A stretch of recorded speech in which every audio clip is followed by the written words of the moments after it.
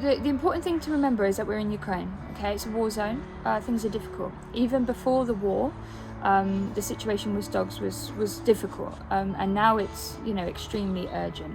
I'm Rebecca Jackson. I'm from UK, currently in Kyiv city, and working at a temporary animal shelter for dogs that have been left or on the street. So we will then take them to rehome them somewhere, sometimes Europe, sometimes the USA. We usually end up taking animals that have been left by families. We're getting phone calls.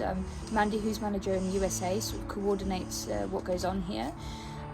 We then take animals and make sure that they've got the medical treatment that they need, that they're vaccinated, they're microchipped, and they're socialised.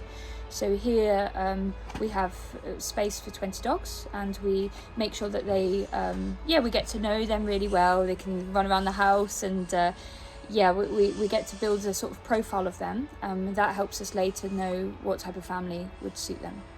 Well, because of the war, a lot of our animals have been injured in some explosions, or have been left places where they've starved. So we tend to take them to clinics. There's a set of clinics that we really like to use that are very good with our dogs. Usually the animal will stay at the clinic until it's just on medication, and then we can bring it back and rehabilitate the dog here. Without volunteers, this place can't run. It's impossible. Everybody that's here is a volunteer.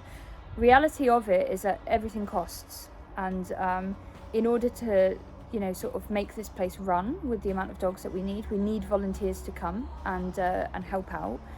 So we can use the money that we raise on dogs and helping them. It's quite essential, especially at the moment. We have 15 dogs. Even with 3 people, it's a difficult job to make sure everybody's walked and we know the dogs well. And have time for ourselves to be people as well. It's super important in many ways. Even a volunteer that can only do some building work, because there's always that to do, or can only drive supply runs, always things like that available and that we need. Funding is used here just for the dogs. That's all it's used for. Volunteers obviously work very hard on maintaining the ground and things, and we do everything ourselves to try and save every bit of money we can, because we're now facing a situation where there are many dogs who are very unwell and need significant support from us. The biggest worry I have is that one day we're going to have a dog in my arms, and then we'll say, we can't afford treatment. I love to help animals. I love being around people that love animals, and there are so many, which is really nice to see.